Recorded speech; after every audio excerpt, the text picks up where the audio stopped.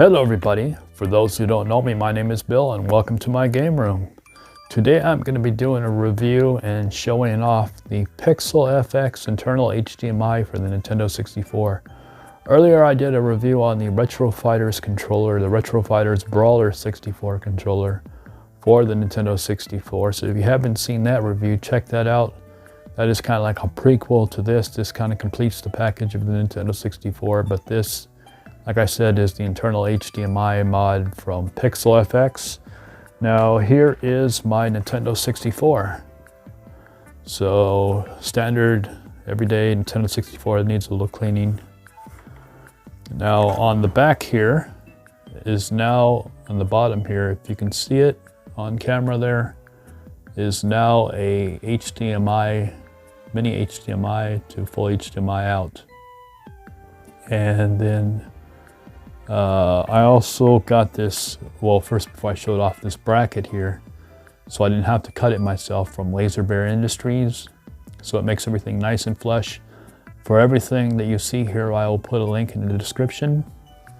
And I also got this adapter. So it's a mini out to a full-size HDMI.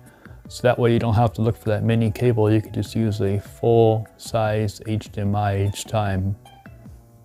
So the advantages of the Pixel FX internal HDMI, of course it looks much better on your TVs, but one of the major things I think is it has internal HDMI built into it. So anytime you want to do a firmware update, you can just basically, through your controller, go through the system and easily update your adapter. And I'm going to now show you guys what it looks like and kind of run you through the menus so you can see what it looks like and make your own decisions. Anyways, without further ado, let's check it out. Okay, so I had to record some background music for the first part of it because the capture card wasn't getting along with the menus. When you go into the menus, the game works fine, but just the menus itself. So here it is. Here's N64 digital Pixel FX menus. The presets, you can set all your settings here. So if you want to preset certain settings, you can do that. Now here's scaler. You can zoom. You can do the 4.3, 16.9, so on. You can change it to sharp, soft, or softer for horizontal and vertical. So you can definitely customize stuff.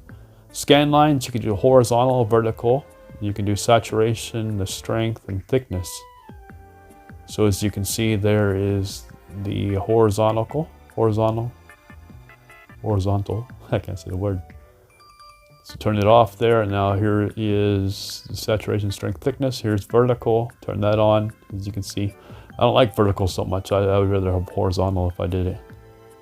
Or you can do a combination of both, so we'll do that here. And it does actually, I'm not a fan of scan lines, but it does make a difference in some of the games of showing the font especially.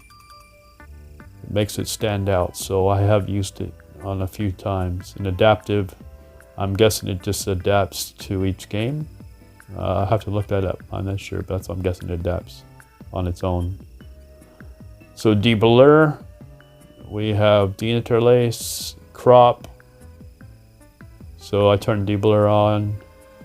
This deinterlace, I don't know between bob and weave what the difference is. So if anyone knows, they can leave it in the comments. So here is the output resolution. You can do all the way down to VGA, all the way up to 1200p. But if you use 1200p, it stretches it way out. So I do 1080. And you can switch them all to your heart's content there. The advanced video frame lock, you can turn it on the triple buffered, you can turn it normal or off.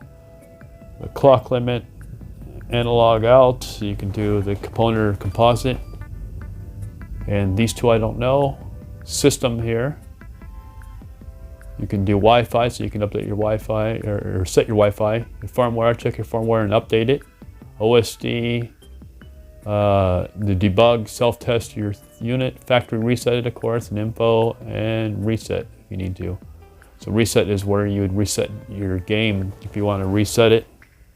Or if you're using like a EverDrive, you can reset it too. Just by that, and don't have to get up. So really it's fantastic that you can customize your everything, fine-tune your game. So it's really great for that, for the HDMI. Now, I love the music in this game. I'm just gonna show off quickly a little bit. Which car is your favorite? That's mine. The 63 muscle car for this game. I also like the red car on the end, but those two cars are my favorite for this game. Not going to show too much off of this one. I'm going to switch to one everybody wants to see. F-Zero X. Fantastic game. And just look how good it looks. How rich the colors are. How it just pops. Everything pops out at you. It just looks that good. Especially on a modern TV. You would think this would be emulation, but this is real software. And it just looks fantastic. Definitely puts a lot more life into your old games. So that is an important thing. And I'm using the Retro Fighters Brawler 64 controller, which I did a review on earlier. And I just have to say it works fantastic. Here is a fun game that I like. Probably one of my favorites in this series, of the Rampage series. And this looks really good. I like playing as Ralph. He's been my favorite ever since the beginning. So let's check it out here. Let's go. First the thing I like to do is get some snacks. Little munchies. Little people for the road. This game is a lot of fun. It's always been fun playing as a big monster tearing up a city. Simple fun. Ooh, fries. I like fries. And I like some of the advanced moves you can do on this that they added. Like you can stomp with your feet against the building, pound from the top. Some of the new movesets they added. And it just looks really good on this HDMI, internal HDMI by Pixel FX. Oh, I got a hot foot. Hot foot, hot foot, hot foot. Okay. Helicopter, get out of here. But like I said, it looks so good on the TVs. It puts a lot of life into the Nintendo 64.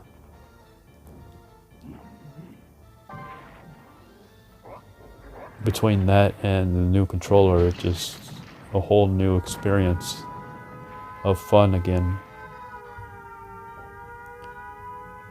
So let's see. Smashy, smashy.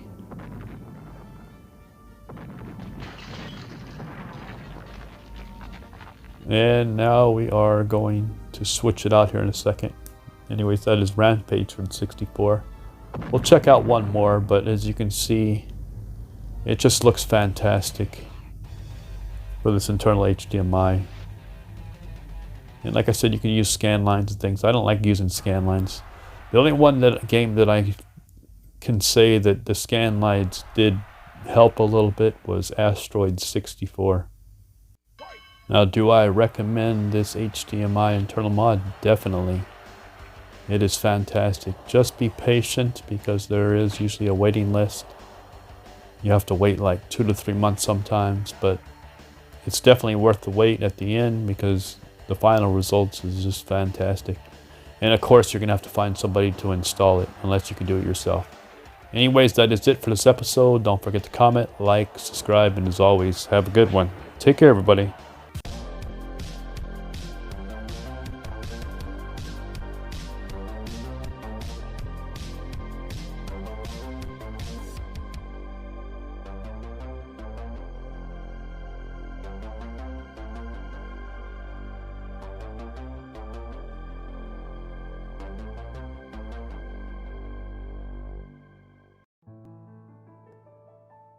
Yo.